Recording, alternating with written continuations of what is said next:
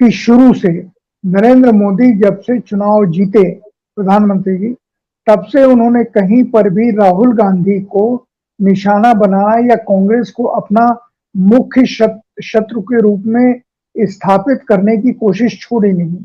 वो लगातार कांग्रेस को छोड़ दिए राहुल गांधी को अपना मुख्य शत्रु बना रहे हैं जब से वो चुनाव जीते हैं, और 2019 के बाद से तो ये और लगातार हो रहा है।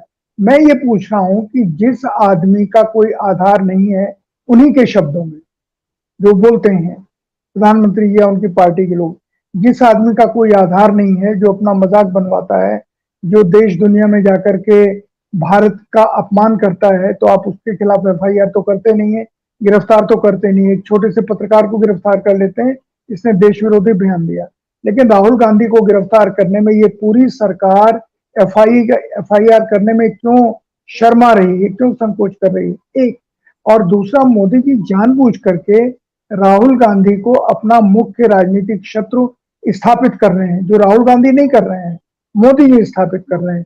मैं इस अंतर्विरोध को जानना चाहता हूं। नहीं संतोष जी, मैं इसका जवाब कमोवेश दे चुका हूं। मैं फिर से उस बात को ठोस रूप से कह रहा हूं। देखिए, नरेंद्र मोदी गुजरात से आते हैं। गुजरात में न जाने कब से कांग्रेस चुनाव नहीं जीती है, लेकिन नरेंद्र मोदी इस बात को जानते हैं। उन्होंने खुद भी कांग्रेस को कई चुनाव हराए हैं वहां पर, कम से कम 3 चुनाव तो कांग्रेस को उन्होंने हराई है गुजरात में। नरेंद्र मोदी इस बात को अच्छी तरह जानते हैं कि लगातार पराजयों के बावजूद भी गुजरात के कुछ इलाके ऐसे हैं जहां के कांग्रेस उम्मीदवारों को चुनाव नहीं हराया जा सकता। हालांकि इसलिए भाजपा ने मजबूरी में उन उम्मीदवारों को ही अपने में मिला लिया था पिछली बार, ताकि कम से कम उन निर्वाचन क्षेत्रों में वो जो एक स्थायी अवरोध है वो तोड़ा जा सके। तो नरेंद्र मोदी जानते हैं कि कांग्रेस का कितना भी पराभव हो जाए, गुजरात समेत देश के बहुत से इलाकों में उसके प्रभाव के स्थायी इलाके हैं। और राहुल गांधी ने भारत जोड़ो यात्रा करने से पहले भी और उसके बाद भी, भारत जोड़ो यात्रा के दौरान भी अपने आप को कांग्रेस के सर्वोच्च नेता के रूप में खूब जम के स्थापित कर लिया है। कांग्रेस के सभी नेताओं के बीच में अगर कोई सर्वे हो, पता लगाया जाए किसके नाम पे वोट मिलते हैं, तो लोग ये बताएंगे, सर्वे का नतीजा निकलेगा केवल राहुल गांधी के नाम पर ही कांग्रेस में वोट मिलते हैं और किसी के नाम पे कांग्रेस में वोट नहीं मिलता है। प्रियंका गांधी के नाम पे भी कांग्रेस में वोट नहीं मिलता है, सोनिया गांधी के नाम पे भी वोट नहीं मिलता है। वोट अगर मिलता है तो केवल राहुल गांधी के नाम पे मिलता है। और ऐसे व्यक्ति ने इतनी लंबी पदयात्रा भी करके दिखा दी। तो अब तो राहुल गांधी और भी ज्यादा, और देखिए राहुल गांधी थे, इन्होंने सूट बूट की सरकार वाला हमला जब नरेंद्र मोदी ने किया था, उससे नरेंद्र मोदी पूरी तरह विचलित हो गए थे और उन्हें अपने व्यक्तित्व में और अपने पूरी राजनीति में एक बड़ा संशोधन करना पड़ा था। तो राहुल गांधी शुरू से ही नरेंद्र मोदी के मुख्य प्रतिद्वंदी हैं।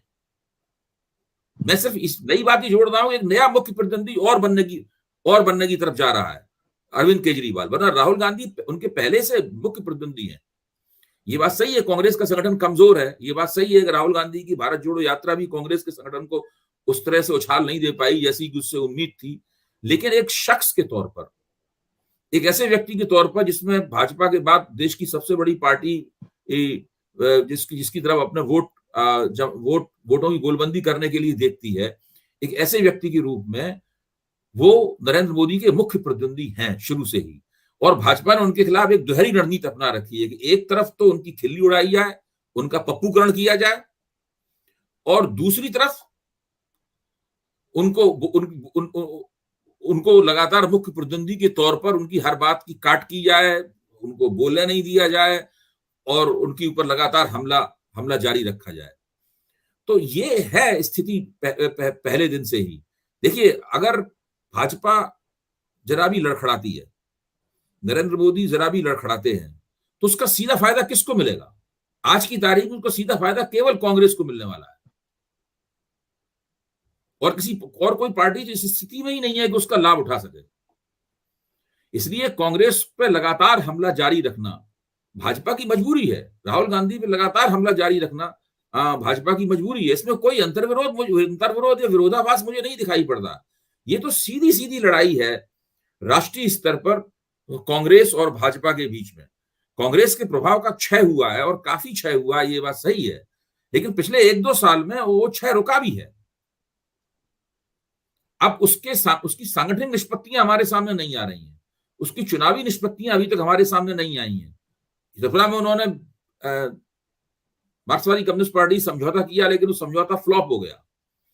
अब उसकी सांगठनिक निष्पत्तियों की पहली परीक्षा कर्नाटक में होगी और फिर दूसरी, तीसरी और चौथी परीक्षा छत्तीसगढ़, मध्य प्रदेश और राजस्थान में होगी। बिल्कुल जी।